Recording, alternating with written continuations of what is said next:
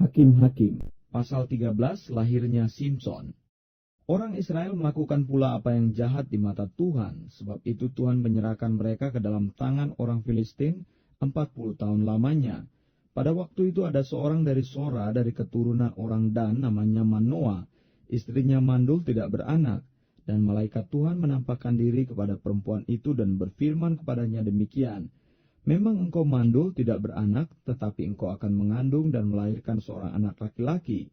Oleh sebab itu peliharalah dirimu, jangan minum anggur atau minuman yang memabukkan, dan jangan makan sesuatu yang haram. Sebab engkau akan mengandung dan melahirkan seorang anak laki-laki. Kepalanya takkan kena pisau cukur, sebab sejak dari kandungan ibunya, anak itu akan menjadi seorang nasir Allah, dan dengan dia akan mulai penyelamatan orang Israel dari tangan orang Filistin." Kemudian perempuan itu datang kepada suaminya dan berkata, "Telah datang kepadaku seorang abdi Allah yang rupanya sebagai rupa malaikat Allah. Amat menakutkan.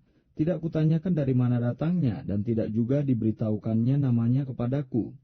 Tetapi ia berkata kepadaku, engkau akan mengandung dan melahirkan seorang anak laki-laki. Oleh sebab itu, janganlah minum anggur atau minuman yang memabukkan, dan janganlah makan sesuatu yang haram.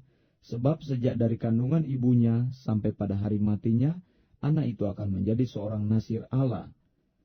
Lalu Manoah memohon kepada Tuhan, katanya, "Ya Tuhan, berilah kiranya abdi Allah yang kau utus itu datang pula kepada kami dan mengajar kami apa yang harus kami perbuat kepada anak yang akan lahir itu."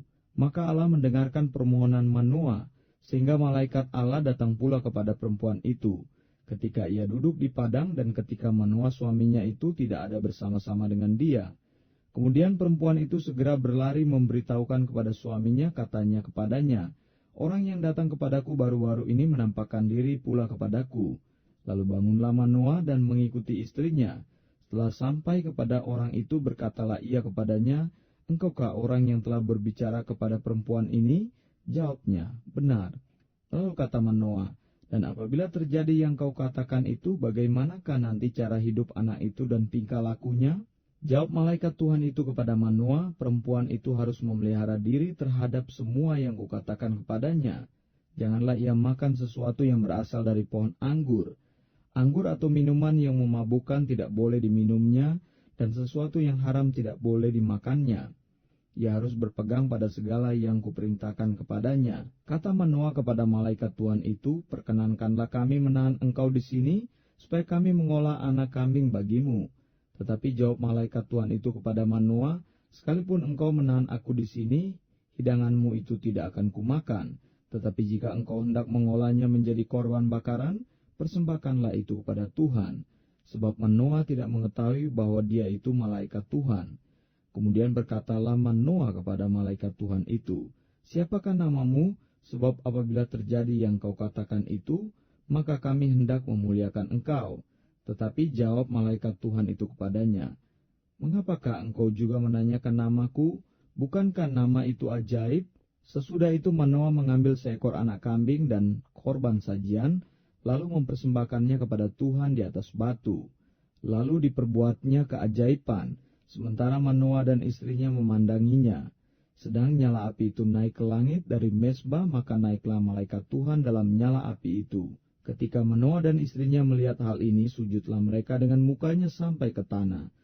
Sejak itu malaikat Tuhan tidak lagi menampakkan diri kepada Manoah dan istrinya. Maka taulah Manoah bahwa dia itu malaikat Tuhan.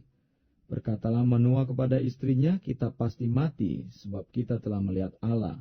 Tetapi jawab istrinya kepadanya, "Seandainya Tuhan hendak membunuh kita, maka tidaklah ia menerima korban bakaran dan korban sajian dari tangan kita, dan tidaklah ia memperlihatkan semuanya itu kepada kita, dan tidaklah ia memperdengarkan hal-hal yang demikian kepada kita pada waktu sekarang ini." Lalu perempuan itu melahirkan seorang anak laki-laki dan memberi nama Simson kepadanya. Anak itu menjadi besar dan Tuhan memberkati dia. Mulailah hatinya digerakkan oleh Roh Tuhan di Mahane Dan yang terletak di antara Sora dan Esitaol.